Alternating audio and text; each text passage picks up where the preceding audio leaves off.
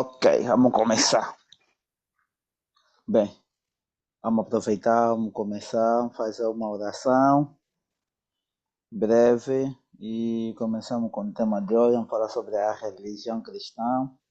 A dinâmica vai ser a mesma, fazer a leitura do livro aos poucos e fazemos algum comentário, né? 2 a 3 minutos de comentário para cada um de nós.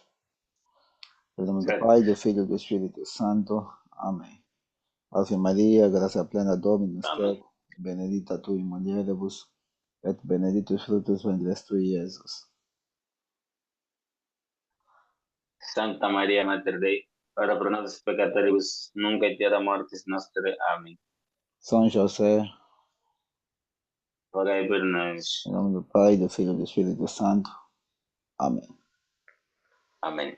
Continuando o livro do cônego Boulanger e a doutrina cristã, então a segunda lição que eles propõem o livro falar sobre a religião cristã. Ele põe a religião cristã dividido em esse tipo de bloco.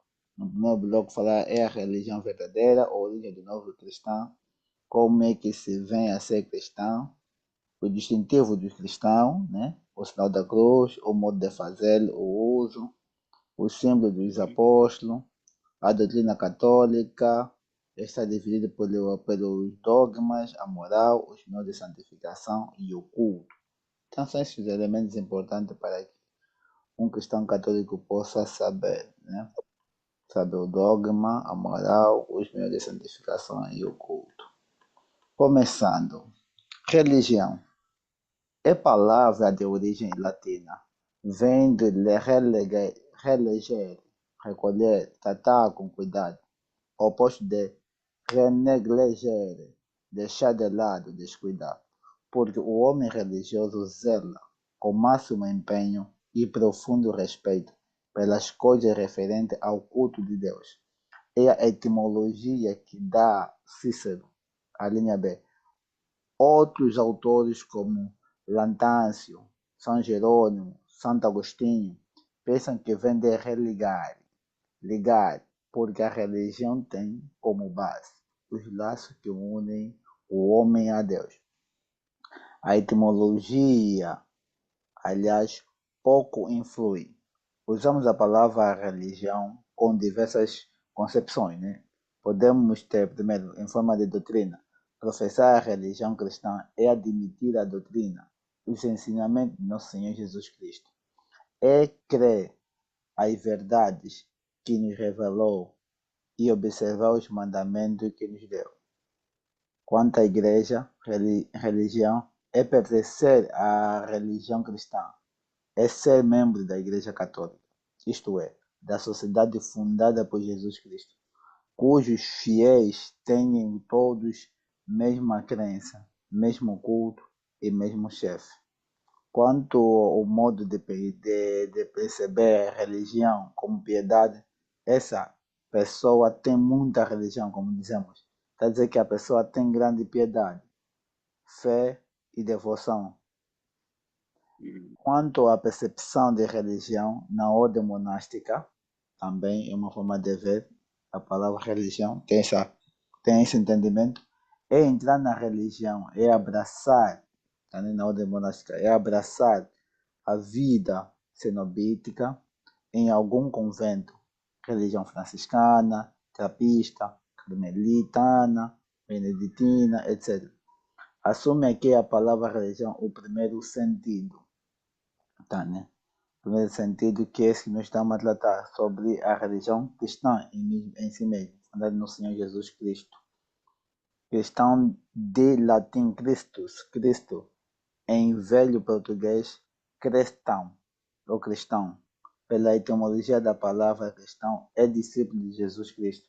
Ser discípulo de alguém, de algum mestre, quer dizer acreditar tudo que esse mestre ensina.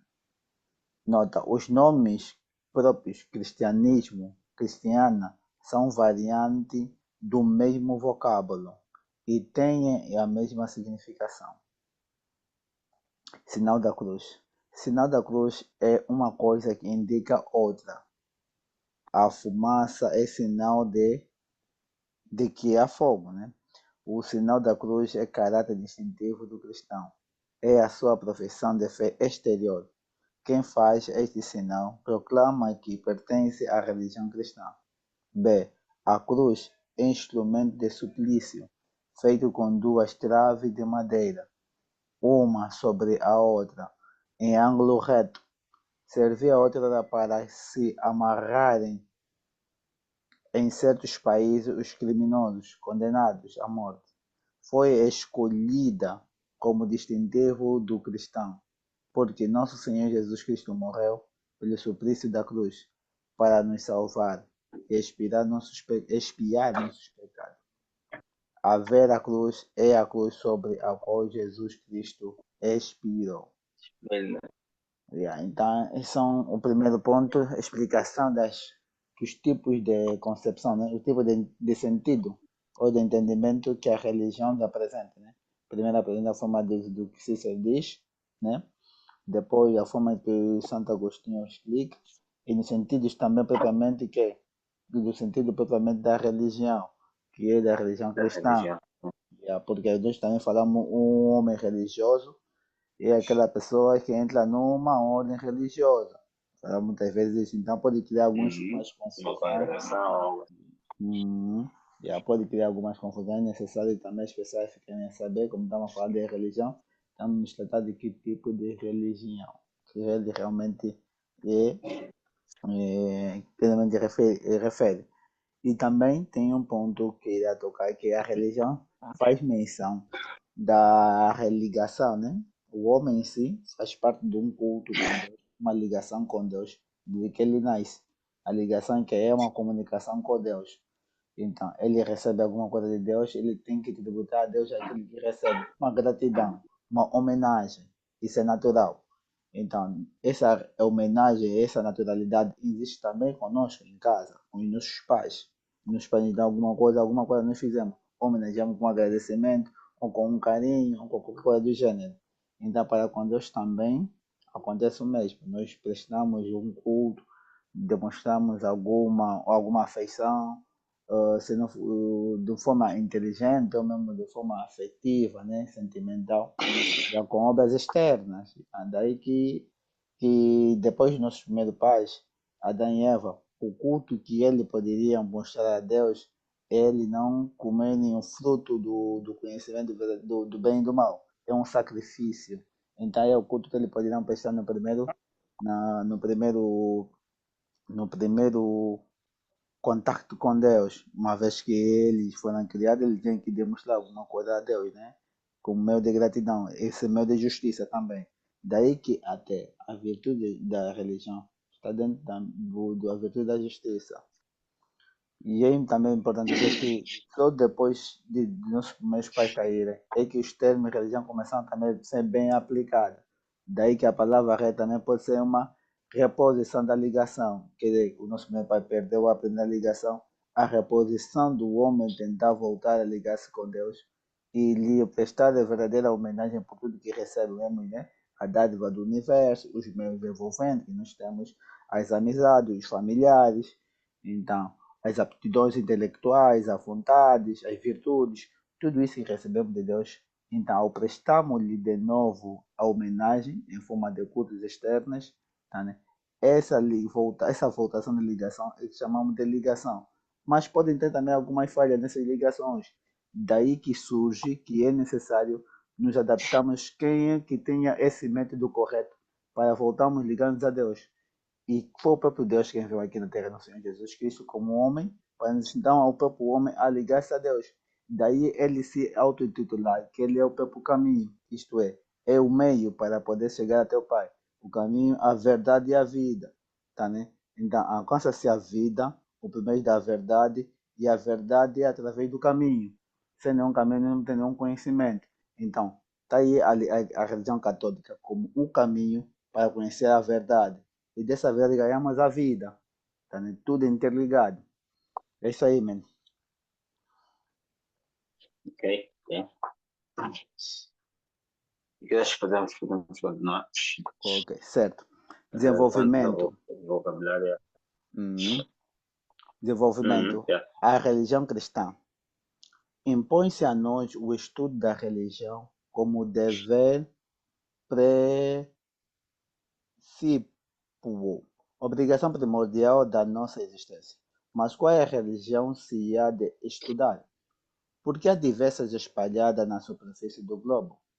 As três principais são o budismo, o maometismo e o cristianismo. Pode-se porventura dizer que estas religiões sejam igualmente boas? Seria elaborar em erro grave. Certo é que qualquer coisa que é excelente se nos depara em todas as religiões, porque encerram todas parcelas da verdade. Entretanto, está claro que uma só é de origem divina, visto que Deus não pode ensinar doutrinas contrárias, opostas. Ora, a religião que contém a verdade inteira, a única religião que seja de origem divina, é a religião cristã. As provas ministrais, um trabalho preliminar chamado apologética. Será, portanto, esta religião que teremos de estudar e de praticar. Pois bem, aqui ele vem começar já com a premissa que a religião cristã é a religião verdadeira. Mas ele diz que algumas religiões que engloba-se no mundo que tem muito adeptos, isso é, muitos discípulos. O budismo, o maometismo. Então, quanto ao budismo, é muito fácil até ver que ela não é uma religião verdadeira. Mas o maometismo também é uma forma de ver que não é verdadeira pelo fato de ele não ter a sustentabilidade no que quanto aos seres humanos, né?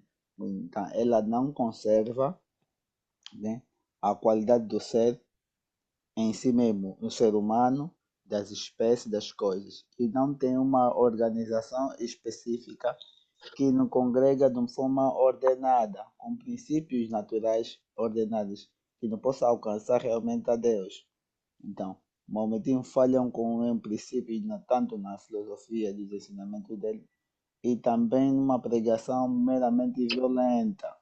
Tá, né? Existem muitas contradições pesadas, não de textos, não, mas de ações que colocam em xeque também a religião maometana.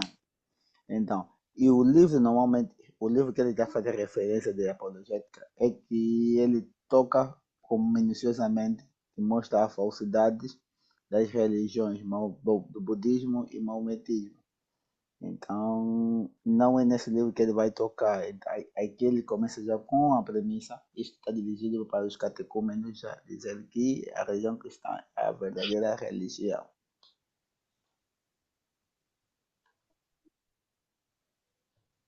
Ok, ok. Também nota-se que ele vai apresentando aquilo que é correto e aquilo que é errado, que é para fazer realmente a distinção e as pessoas compreenderem que existe realmente uma distinção entre aquilo que é verdadeiro e aquilo que é falso. E só esse ponto aqui já nos ajuda, né, a ver com clareza que ele diz que Deus não pode ensinar doutrinas contrárias, doutrinas opostas. Então, se existem várias religiões, só uma pode ser a verdadeira. Então, sendo essa a única verdadeira, é nesta que devemos buscar compreender melhor como Deus transmite a sua verdade por meio da sua religião, neste por meio do seu caminho. E também nos ajuda a ver, né, como que apresentava normalmente a questão do ensino. Hoje em dia temos essa dificuldade porque, né, abraçamos a realidade de um falso ecumenismo, em que todas as religiões supostamente são boas. Então, se todas as religiões são boas, também isso dificulta na compreensão do catequizando, né? Como eles poderiam agir, todas são boas. Então, já aí mostra um Deus, pá, que pode se contradizer. Então, é algo realmente muito perigoso para o ensino, porque deixa as pessoas realmente confusas, sem saberem o que realmente devem crer. Décimo, origem do nome cristão. Desenham-se geralmente as religiões pelo nome do fundador, assim, maometanismo de Maomé, luteranismo de Lutero. Cristianismo também vem a ser a religião estabelecida por Nosso Senhor Jesus Cristo, e cristãos são os que seguem esta religião. Desde o início da pregação evangélica por Jesus Cristo, houve quem acompanhasse e recebesse os ensinamentos do Divino Mestre. Eram cristãos de facto, embora não usassem ainda esta apelidação. Eram discípulos de Jesus Cristo, que se chamavam entre si de escolhidos, eleitos. No livro de Romanos fala sobre isso. Colossenses fala sobre isso. De discípulos, nos Atos dos Apóstolos. De irmãos, também nos Atos dos Apóstolos. De santos, né? São Paulo chamavam, que chamavam-se de santos nos Romanos. E de crentes, né? Também, esses eram os vários nomes que davam entre si, antes de surgir o termo cristão. Os judeus punham-lhes um nome de escárnio, de mofa e de desprezo. Chamavam de nazarenos. Nunca se lembraram de dizer cristão. E isto não deve causar espécie, pois fora reconhecer implicitamente que esse Jesus, por ele crucificado, era devera o Cristo. Confessariam haver-se enganado, depositando suas esperanças num Messias vitorioso, que os libertasse do jugo romano e lhe granjeasse o domínio sobre o universo. Foi no ano de 43, em Antioquia, no tempo da vinda de São Paulo e São Barnabé a esta cidade para pregar, os dois tinham convertido muitas almas, e os gentios começaram a designar por cristão os novos discípulos de Jesus Cristo. Está no Atos dos Apóstolos 9, 26. Na mente dos habitantes de Antioquia, esse epíteto não era nenhum pejorativo, apenas servia a denominar uma seita que já conseguiu notável desenvolvimento. Com o tempo, porém, a palavra cristão tornou-se termo injurioso e mau, para expor ao ludíbrio e à vindita pública os discípulos de Cristo. Temos a prova disso na exortação dirigida por São Pedro aos fiéis, para que se regozijessem de padecer alguma coisa por amor de Nosso Senhor Jesus Cristo. No livro de São Pedro 4:16. Ok. Aqui também mostrar as variantes do nome cristão. Dizer que, fazer uma analogia, assim como os planetas sempre existiam, mas os nomes vieram depois, né? As pessoas primeiro nascem, depois é que vê, nomeamos alguém. Eu nasci, depois me nomearam. Tá? Então, assim também surgiu Então, você com a não é realidade do do cristianismo. A ideia é a mesma, mas os nomes foram surgindo depois. Daí que até o cristianismo, para o termo católico, a ideia é a mesma. Os nomes só foram surgindo depois.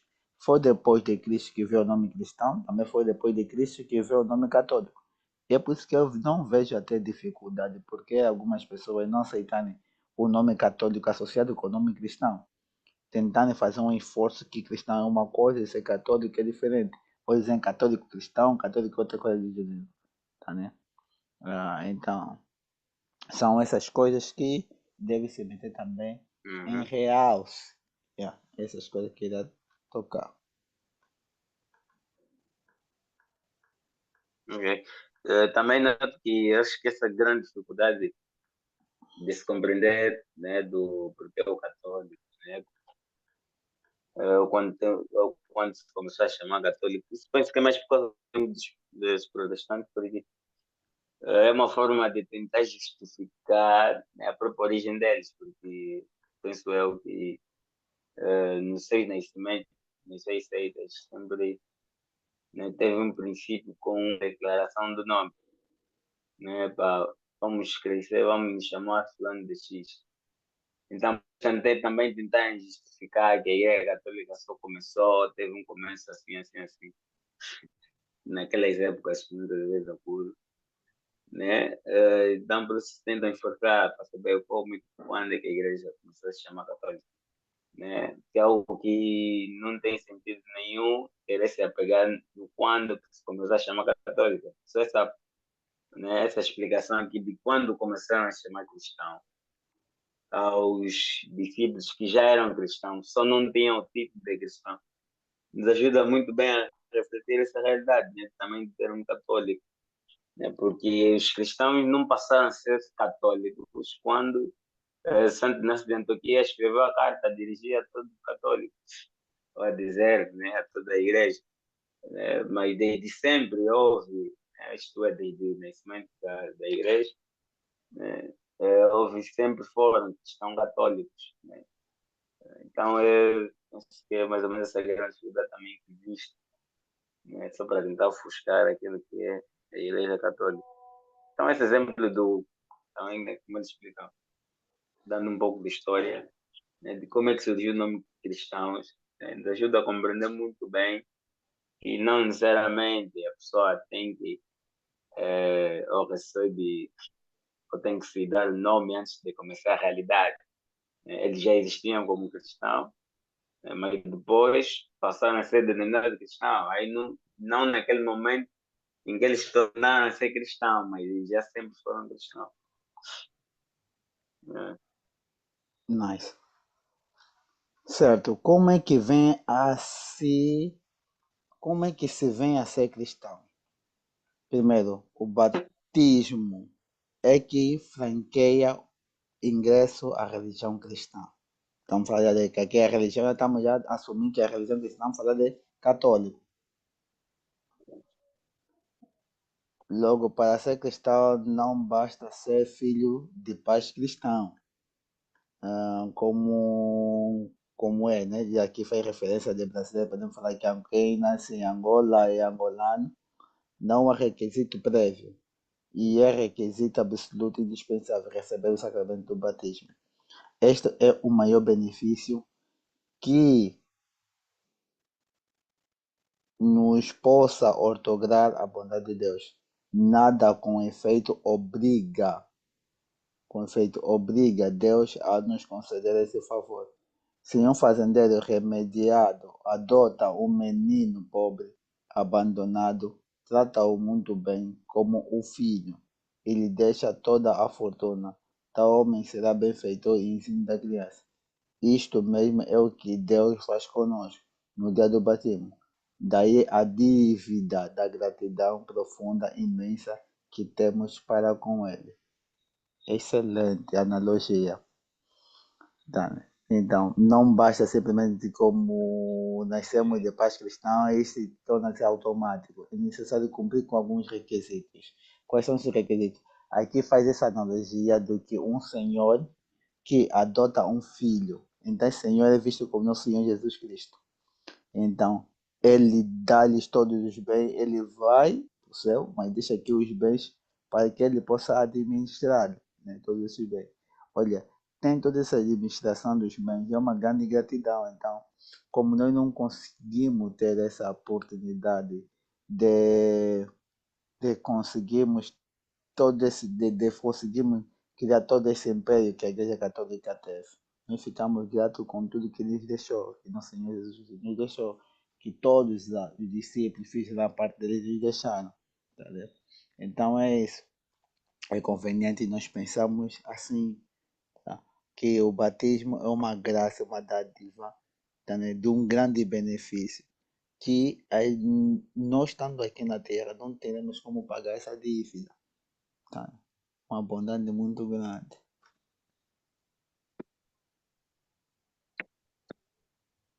Hum, certo, certo. Penso também que hoje em dia temos essa grande dificuldade de ver essa grande bondade divina, né?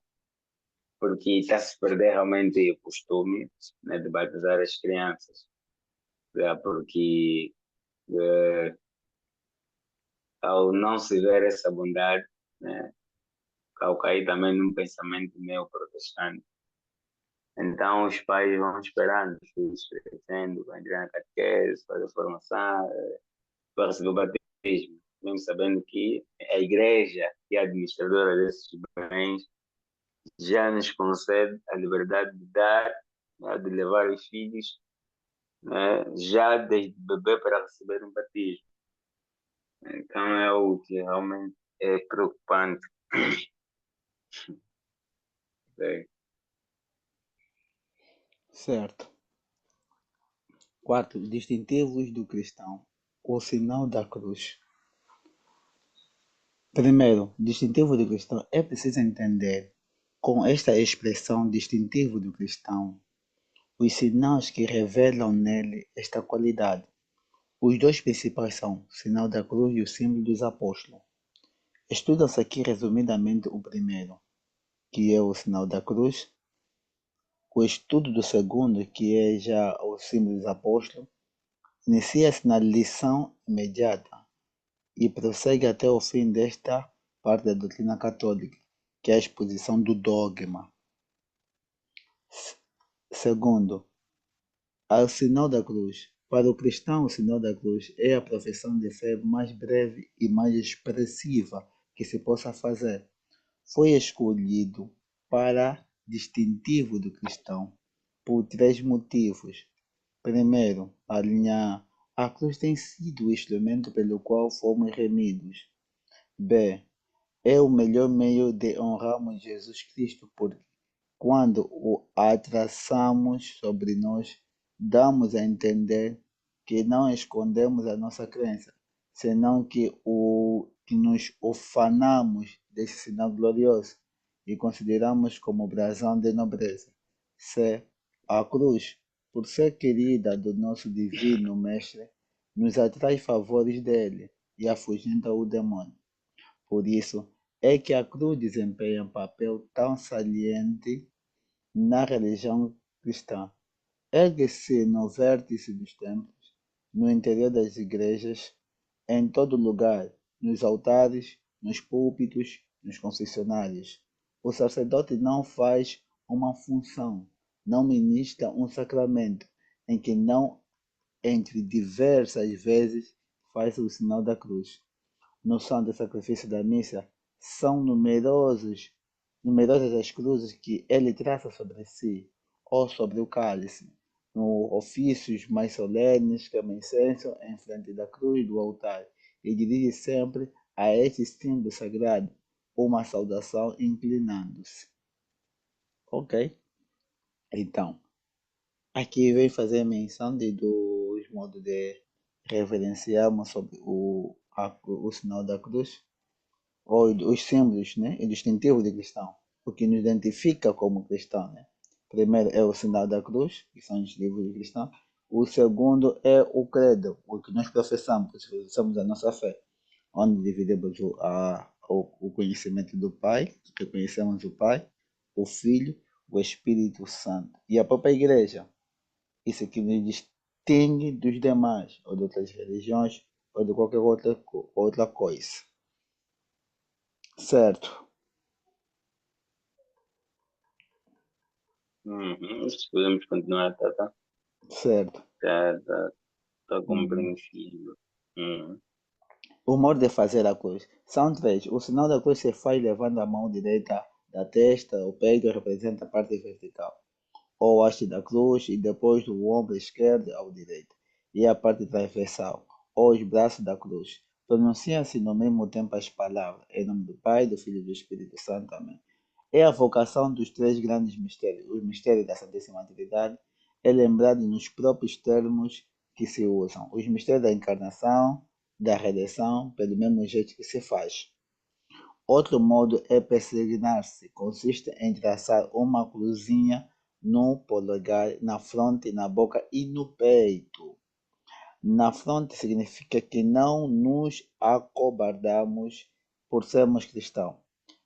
A da boca, que estamos resolvidos a fazer a profissão pública da nossa fé.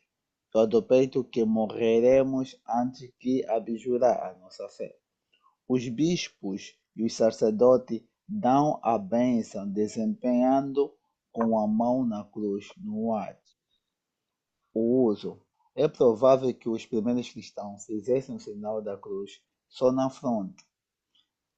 assim como diz os primeiros cristãos, na referência, os primeiros cristãos, embora venerassem a cruz, não representavam nos seus monumentos por causa da repulsa que este instrumento de suplício inspirava. A cruz foi simbolicamente pelo monograma de Cristo, constando das letras gregas X e o P.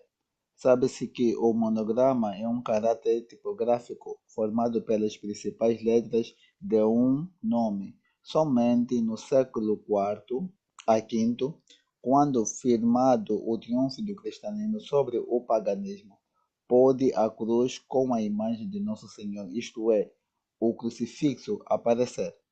Temos dessa época dois monumentos. Um deles é um entalhe de madeira nas portas de Santa Sabina, em Roma. O outro é um Cristo de marfim conservado no British Museum, em Londres. O Cristo está representado vivo, de olhos abertos e como que num triunfo. Já no século XII, a expressão é outra.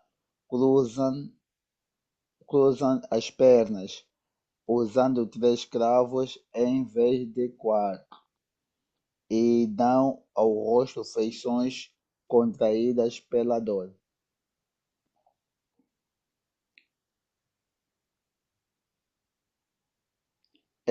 Tinham, queria dizer que, deixa eu ver, começa assim, ó. Era a senha, né, o sinal da cruz, nos chuveiros cristãos, era a senha, tinha para se reconhecer uns aos outros, e já havia generalizado muito. Para o ano 200 depois de Nosso Senhor, data das seguintes informações de Tertuliano: no princípio de todos os nossos atos, ou tomando as nossas roupas, ou indo ao banho, ou à mesa, ou ao leito, formamos na nossa fronte a cruz. No século VIII, adotou-se oficialmente o uso da cruz ampla e majestosa. Avançando um pouquinho mais, falando já um pouquinho para fecharmos. A doutrina Ok. cristã a divisão do catecismo. Ele vem dizer que a doutrina cristã, a religião cristã, ensinada por Nosso Senhor, é transmitida pelos apóstolos e seus sucessores, isto é, pela autoridade da igreja. É o conjunto das verdades que todo cristão deve conhecer e das obrigações que ele tem de praticar. O catecismo, esse é o manual de instrução, explica isto tudo e consta de quatro partes. A primeira parte fala do dogma e as verdades que é preciso crer, explanação dos símbolos dos apóstolos. A segunda parte é da moral, os deveres que é preciso observar, explanação dos mandamentos da lei de Deus e da igreja. Terceira parte, os meios de santificação que Deus nos pôs ao nosso alcance e nos são indispensáveis para crermos e agirmos como cristãos. Graça, oração e sacramentos. E a quarta parte que temos que conhecer é o culto ou a liturgia, isto é, conjunto de tudo que se usa para o exercício público, homenagem que tributamos a Deus. Então foi esse capítulo que nos apresenta o padre, né? Foi bem sucinto, também agradável, conta algumas histórias também, no fim. Yeah. Penso que está claro, eu não tenho muito a Ok. comentar quanto a esses pontos. São pontos bem conhecidos por nós. Então ficamos assim no próximo encontro falar um pouquinho sobre o dogma, o símbolo dos apóstolos. Falamos da definição da verdade revelada e da verdade definida. E esses são os próximos pontos que nós vamos levantar para nós podermos para nos estudar. Alguma coisa? Não, não. Então, acho que também foi claro, foi claro. Deu para fazer alguma leitura e alguma compreensão sobre aquilo que é, né, a religião cristã, né, e a necessidade também do uso da cruz, né, isto é, tanto os sinais todas ao fazer alguma refeição, ao fazer, cumprir algum dever, né? Ou carregar o meio também, que é realmente muito necessário, porque né, é um sinal aquele da nossa fé que nos ajuda a relembrar realmente né, de onde é que fomos remidos, né, dando também obtemos graças para a nossa própria santificação. É tudo isso aqui, como acabaste de dizer. Hum, os pontos são relevantes, é bom nos lembrarmos da cidade onde o pentecostalismo eles estavam lá. Mas pronto, então são esses pontos que é bom, né? Distinguimos e põemos de lado para percebermos a quanto a evidência das coisas. É isso aí. Vamos aproveitar. Agora, vamos rezar. Em nome do Pai, do Filho e do Espírito Santo. Amém. Ave Maria, graça plena, Dominus tecum, benedicta tu in mulieribus, e benedictus fructus ventris tui, Jesus.